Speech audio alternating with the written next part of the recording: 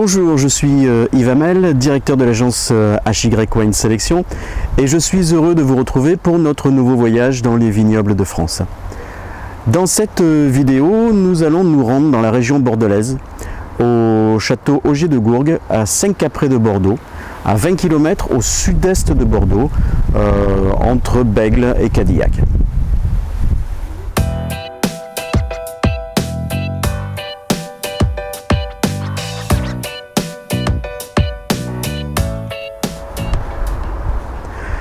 Alors ce domaine a une vraie histoire. Il s'agit d'un ancien rendez-vous de chasse construit au XVIIe siècle dans le style des Bastides de Guyenne par la famille de Gourgues. Alors, le château doit son nom à un personnage historique, Ogier de Gourgues, qui était conseiller du roi Louis XIII, trésorier de France et général des finances à Bordeaux. Alors le vignoble domine les coteaux de la Garonne et depuis 2010, la propriété appartient à la famille Vincent.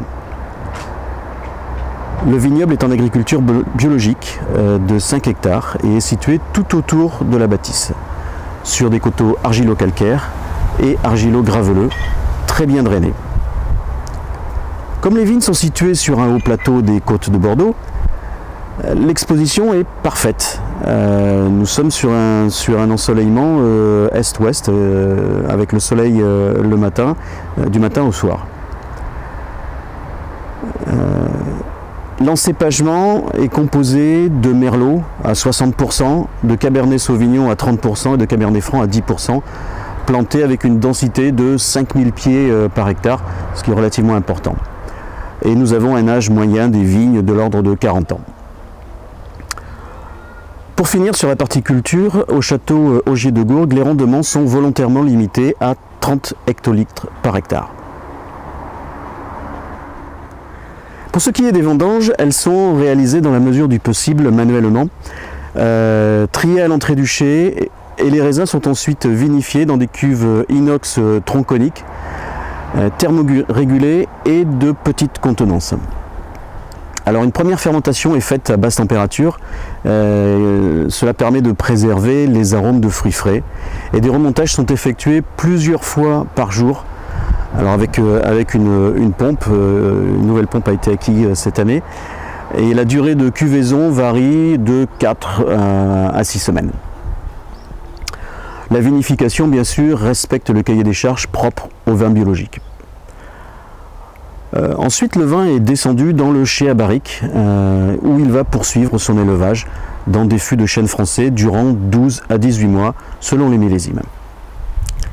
La totalité de la production du château Ogier de Gourgues, soit 25 000 bouteilles, est conditionnée exclusivement au château.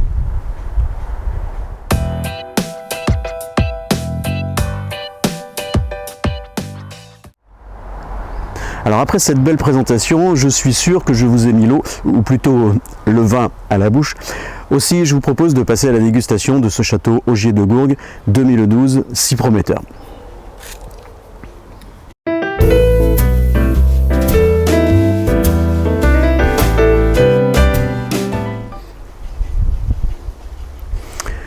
Nous avons ici une belle couleur d'un rouge intense, très brillante, avec une belle concentration que l'on devine aux larmes laissées sur le verre et que je vous montre. Voilà.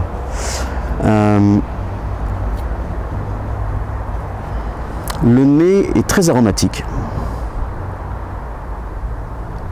Boisé, très fruité, avec des fruits rouges que l'on sent très très présents.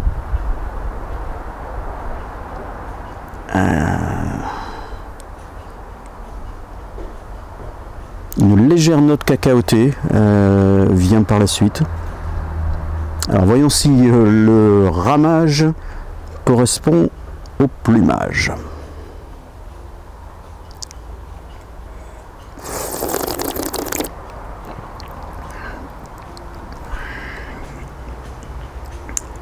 Nous avons une bouche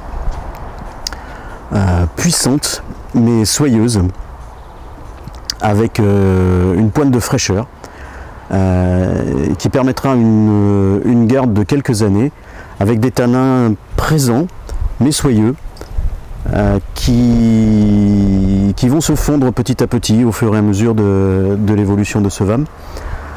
Nous avons également une belle persistance en bouche et une longueur et une finale qui reste sur le fruit rouge que l'on a vu tout au début. Dans ce vin, le Merlot va nous apporter la puissance et la densité. Le Cabernet Sauvignon, pour sa part, va aider à la structure du vin. Et les 10% de Cabernet Franc vont aller à la finesse et à l'élégance. Comme je le disais, la finale que j'ai toujours en bouche, le vin que j'ai toujours en bouche, il est très long et très élégant et va pouvoir se conserver quelques années, mais il est déjà, je dirais, facile à boire sur sa jeunesse. Alors, je ne voulais pas préciser, mais nous avons sur ce millésime un assemblage de 40% Merlot, 50% de Cabernet Sauvignon et 10% de Cabernet Franc, avec une durée de cuvaison de l'ordre de 8 semaines. Et le vieillissement pour ce millésime va être de 12 mois en fût de chêne.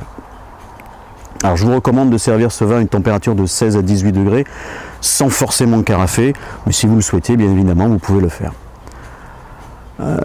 Comme vous le savez maintenant, mon côté épicurien me fait penser le vin en accord avec de bons plats. Et j'ai un principe qui marche très souvent, ce sont des vins locaux avec des plats régionaux. Donc dans ce cadre-là, je vous propose d'associer ce vin avec bien évidemment une bonne viande rouge, mais également on peut voir des rognons à la bordelaise. On va avoir... pourquoi pas ne pas le marier également avec un confit de canard. Très clairement, au Gier de Gourgue, on est à Saint-Capré, nous ne sommes pas très très loin des Landes, qui est la patrie du confit et du canard en particulier.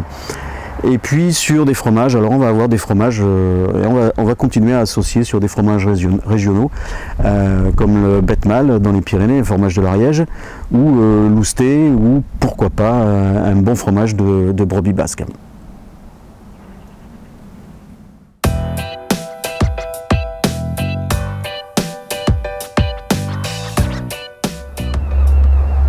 Une nouvelle fois, je vous remercie pour vos messages et vos commentaires. N'hésitez pas à me donner vos avis et à me poser des questions via mon email qui s'affiche ici. Alors, la semaine prochaine, nous allons rester dans le sud-ouest et nous allons aller du côté de Gaillac, au château Clément de Termes, pour découvrir un des vins de leur gamme, très large gamme, en Gaillac et pourquoi pas un blanc. Allez, je vous dis à la semaine prochaine.